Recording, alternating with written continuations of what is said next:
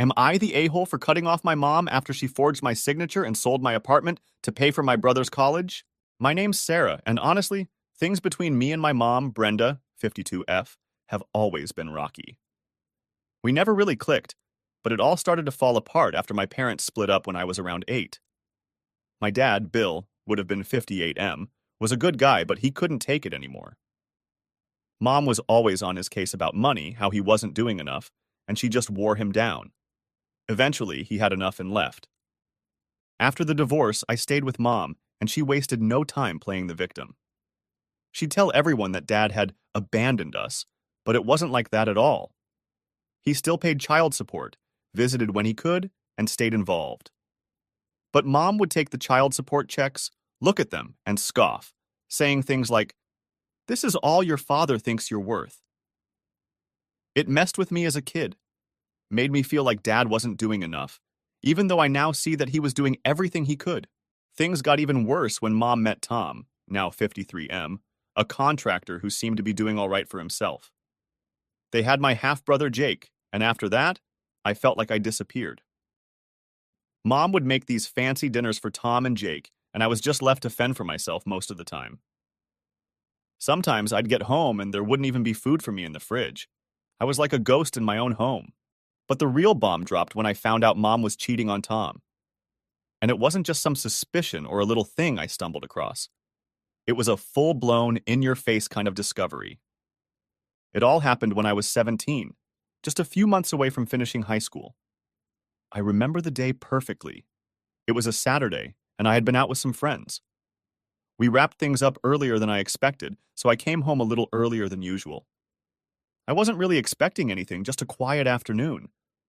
But the second I walked through the door, something felt off. You know when the house is too quiet? Like unnaturally quiet? That's what it was like.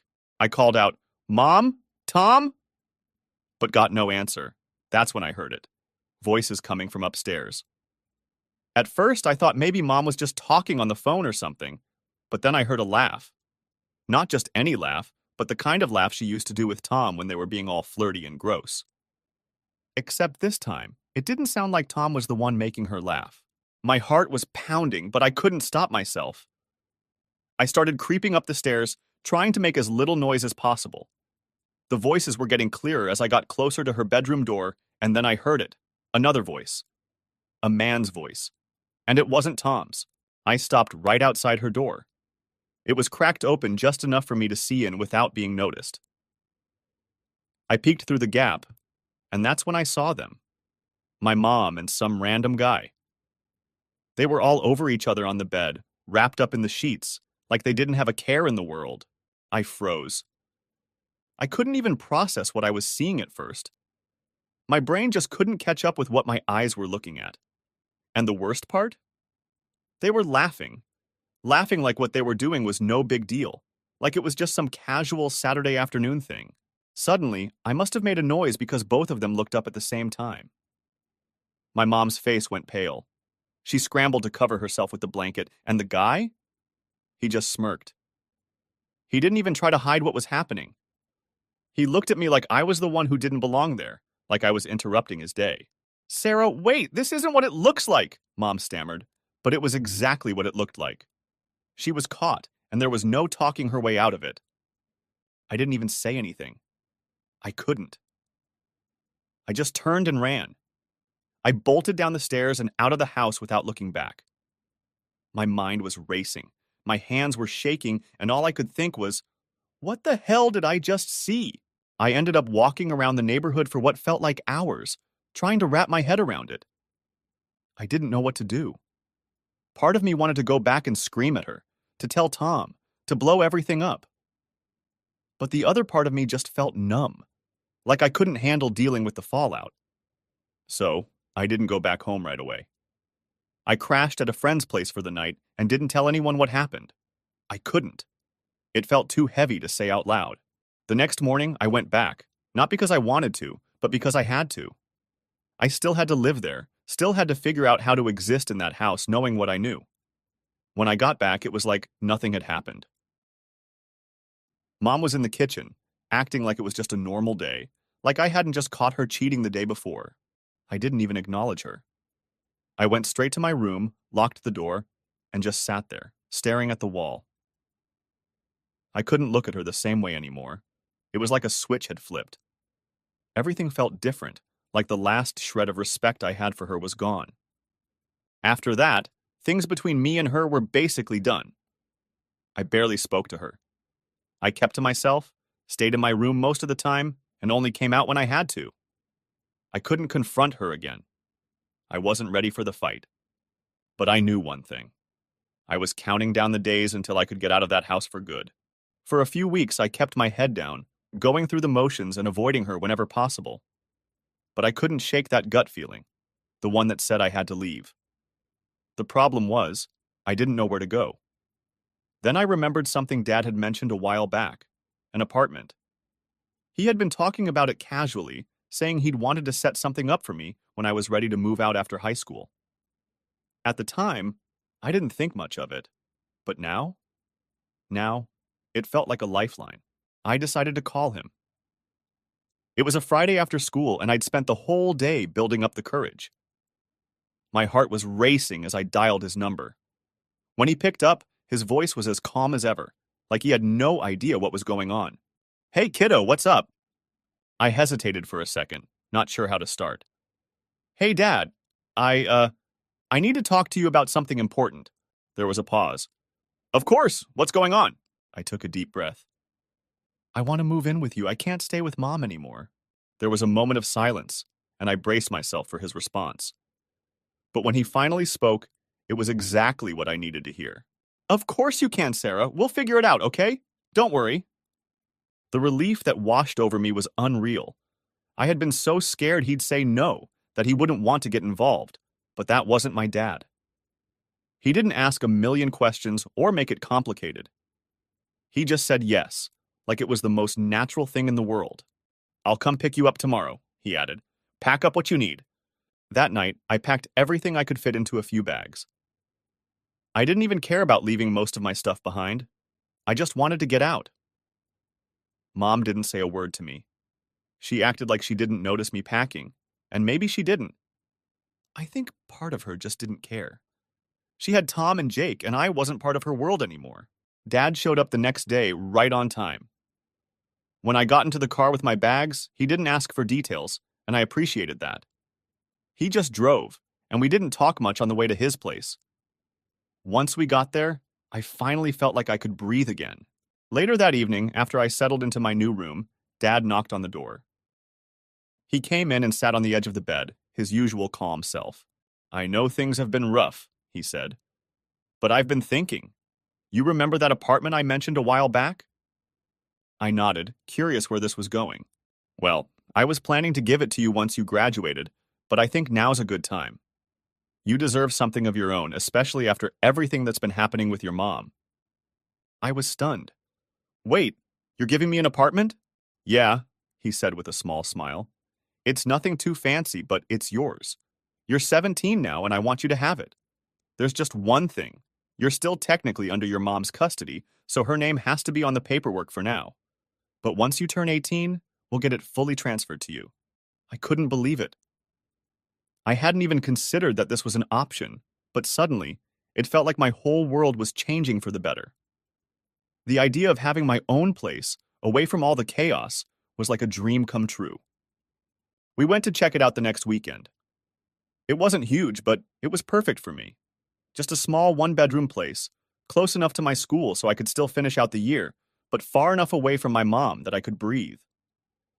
As we walked through the apartment, I couldn't help but feel like this was the beginning of something new, something better. Of course, there was the whole issue of Mom's name being on the paperwork. Legally, she still had custody, so we didn't have a choice. But Dad reassured me that it was just temporary, that as soon as I turned 18, it would be all mine. I trusted him. He had never let me down before. After we signed the papers, things moved pretty quickly. I split my time between Dad's house and the new apartment, getting everything set up and ready to go. It was like I was finally taking control of my own life, and it felt amazing. Mom didn't really care. I think she was just relieved I wasn't around to remind her of what I'd caught her doing. She never asked me about the apartment, never tried to get involved. It was like I didn't exist to her anymore, which honestly was fine by me. The less I had to deal with her, the better. Living with Dad had been a breath of fresh air. He wasn't overbearing or controlling like Mom. He gave me space, but was always there when I needed him. We'd have dinner together, watch TV, and just talk about life. It felt normal, something I hadn't experienced in a long time. It was during one of those dinners when Dad brought up the apartment again. "You know, Sarah," he said, "you've done a great job balancing everything. If you ever want to rent out the apartment once you go to college, that's a solid option. It's good to have that kind of income on the side." It was like a light bulb went off in my head. The apartment was great, but once I moved to the other side of town for school, it wasn't exactly practical to keep living there. Renting it out could help me cover my expenses, especially since college wasn't cheap. I told Dad I'd think about it, but in the back of my mind, I knew it was a solid plan. I had no idea at the time that the apartment would become the center of a whole new storm later on, but for now, everything seemed like it was finally falling into place. I had Dad's support, my own place, and a future that felt like it was mine to shape. After a couple of years, my dad passed away and everything flipped upside down again. It's hard to explain what it feels like when you lose someone like that. Dad had always been my steady rock, the one person I could count on. So when he got sick, it hit me hard. Cancer is a cruel thing. It took him faster than I ever expected. One day, he was just fine, and the next, I was watching him get weaker by the day. I quit my job to take care of him. It wasn't even a question. I'd do anything for him. By the time he passed, I was completely wrecked. I'd put everything into taking care of him, and suddenly he was gone. The apartment was mine now, fully in my name, and I should have felt some relief knowing I had a place to stay. But instead, I just felt lost. That's when my mom started coming back into the picture. Now keep in mind, we hadn't spoken much after I moved out. She knew I had my own place, but she never showed any interest in my life. She never even asked how I was doing after I left her house. So, when she suddenly reached out after Dad's death, I wasn't sure what to think. Part of me wanted to believe that maybe she had changed. That maybe losing Dad had woken her up to the fact that life was too short for all the crap she'd put me through. I was grieving, so I guess I was vulnerable and wanted to believe she was trying to be there for me. At first, it seemed okay. She called me a few times, checking in, asking how I was doing. I wasn't exactly warm and welcoming, but I also didn't push her away. I was lonely, and it was nice to have someone asking about me for once, even if it was her. The conversations were pretty surface level. She never brought up anything from the past, and I didn't either. I wasn't ready to dive into all of that, and honestly, I didn't think she would ever be ready to take responsibility for her part in everything. But things started to shift not long after. It started small. One day she called and casually mentioned how Jake was getting ready for college and how expensive tuition was. I didn't think much of it at the time.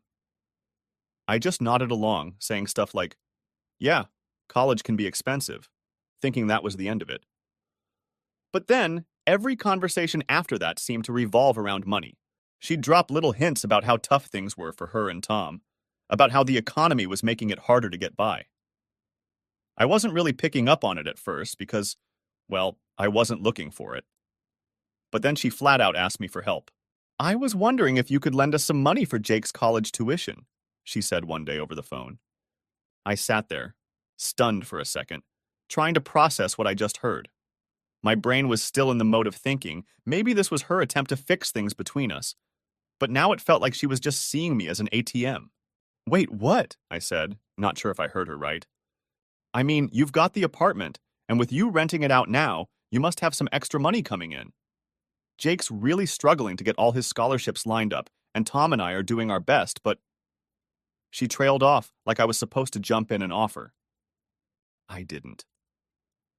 I just sat there in silence for a moment, feeling like the rug had been pulled out from under me.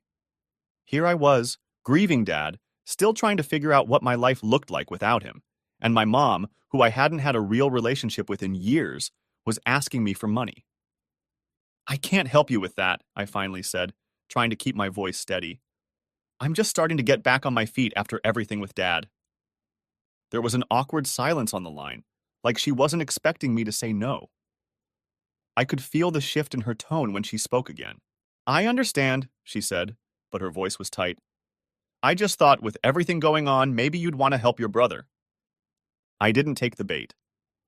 After that call, things between us got weird. She stopped calling as much, and when she did, it was short and to the point.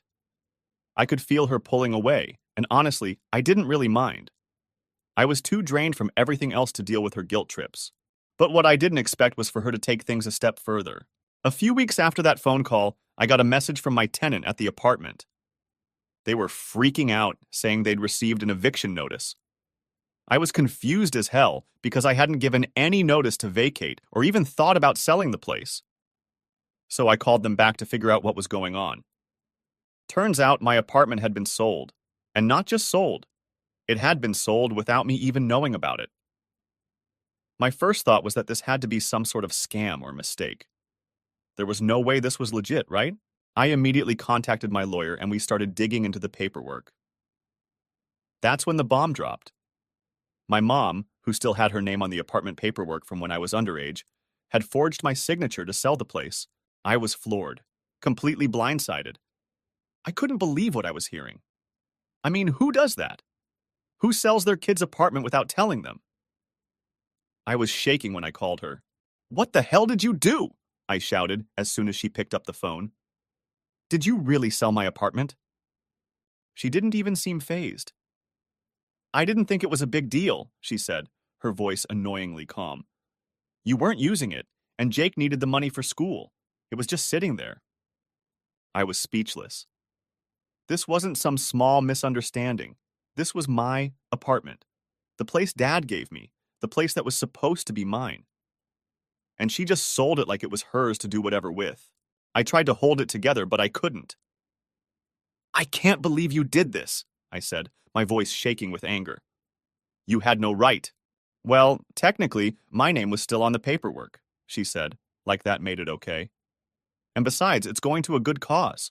Your brother needs that money. That was it for me. I couldn't believe my own mom had gone behind my back, forged my signature, and sold something that wasn't even hers to sell. And for what? To help Jake? I had nothing against him, but this wasn't about him.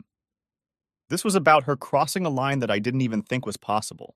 She sold something that wasn't hers, something my dad had given me, and then acted like it was no big deal. I knew I needed to do something about it, and the first step was confronting her in person. I drove to her house that same afternoon, my mind racing the whole time. I wasn't sure what I was going to say, but I knew I had to get it out. When I got there, I didn't waste time. I walked right up to the door, barely knocking before stepping inside. She was in the kitchen, humming to herself, acting like her world was perfectly fine. Meanwhile, mine was flipped upside down. She looked up and smiled like she didn't just pull the rug out from under me. Oh, hey, Sarah. What brings you by? I couldn't believe how casual she was acting. Like everything was normal. Like she hadn't just sold my apartment behind my back. My heart was pounding, and I was so angry I could barely keep my voice steady. You really think what you did was okay? I snapped. Selling my apartment? Without even telling me? Her smile faded, but she didn't look as guilty as I thought she should. I told you, Sarah. Jake needed help for school, and you weren't using it anyway, she said, shrugging like it was no big deal. It was just sitting there, empty. I couldn't believe what I was hearing. She was acting like selling the apartment was some small thing, like it didn't matter. It wasn't yours to sell, Mom. That apartment was mine. You forged my signature. I was practically yelling at this point. She crossed her arms and leaned against the counter, still way too calm for someone who had just committed fraud. Technically, my name was still on the paperwork, and I'm your mother. I did what I thought was best for the family. That phrase, what was best for the family, it made me want to scream. She wasn't doing anything for the family. She was doing this for herself, using Jake as an excuse. I couldn't believe she was just brushing it off like it was nothing.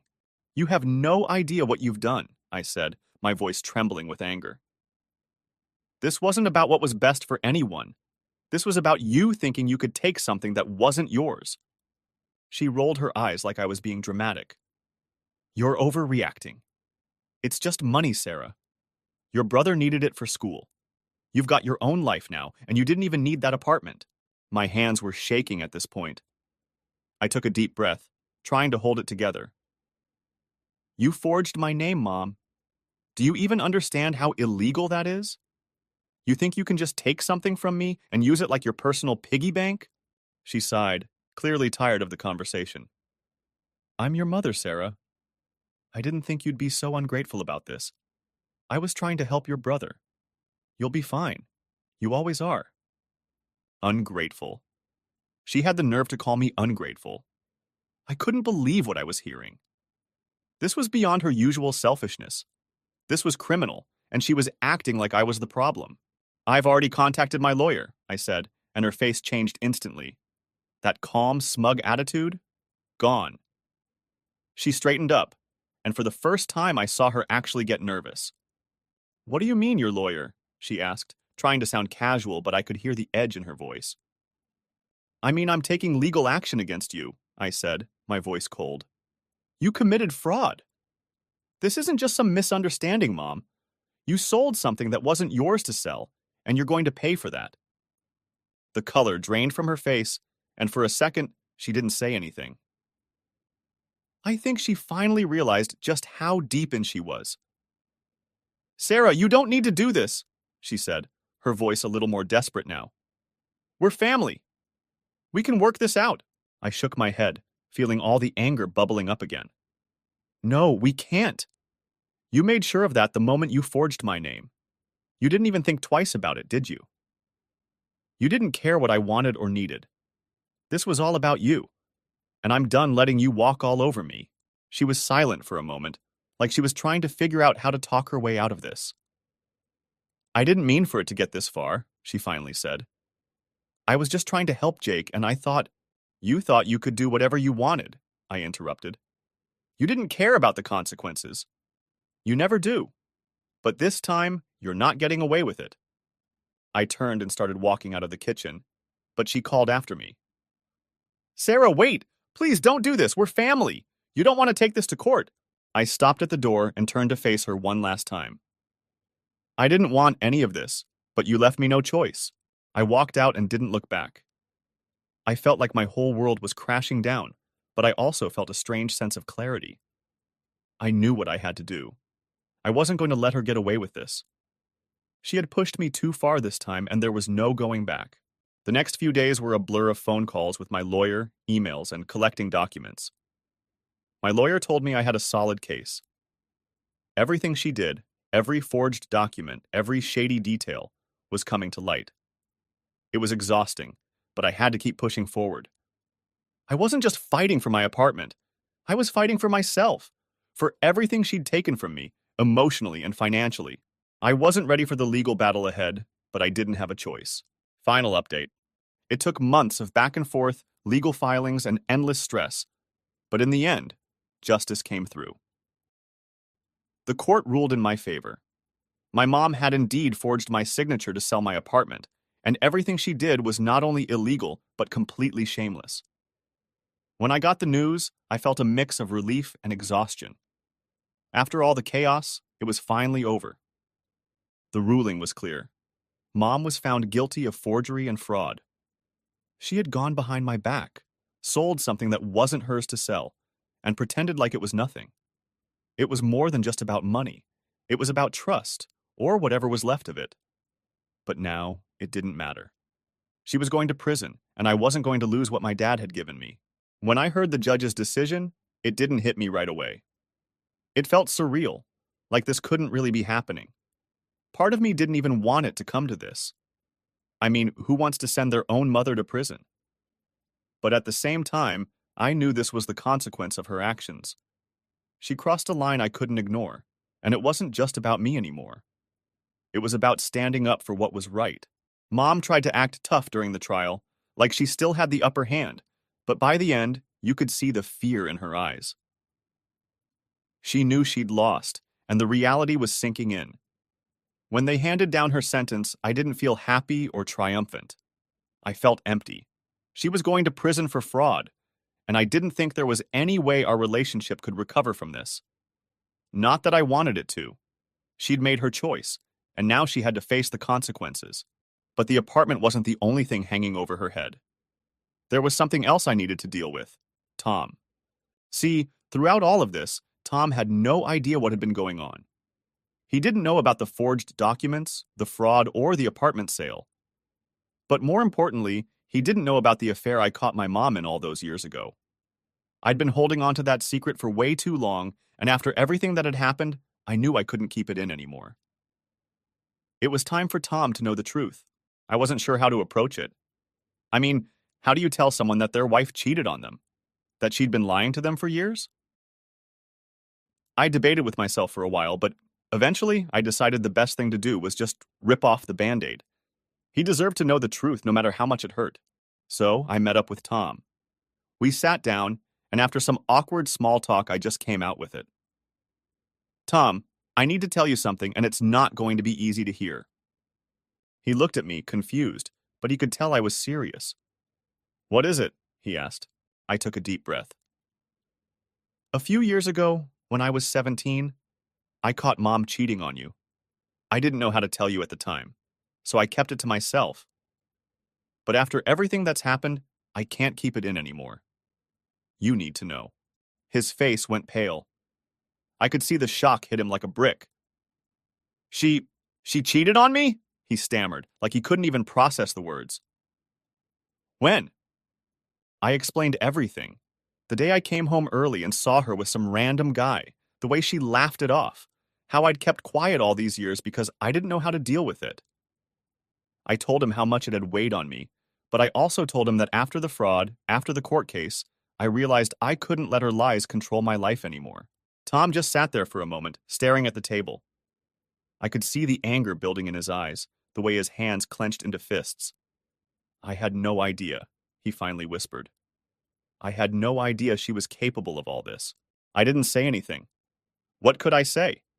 It wasn't like I could make it any easier for him. First, she screws you over with the apartment, and now I find out she's been lying to me for years, he muttered, almost to himself. Then he looked up at me, and I could see the pain in his eyes.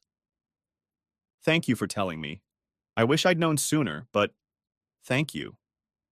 After that conversation, things moved quickly. Tom filed for divorce. He couldn't stay with her, not after everything that had come to light. Between the forgery, the fraud, and now the affair, it was clear their marriage was over. And honestly, I think he was ready to be done with her.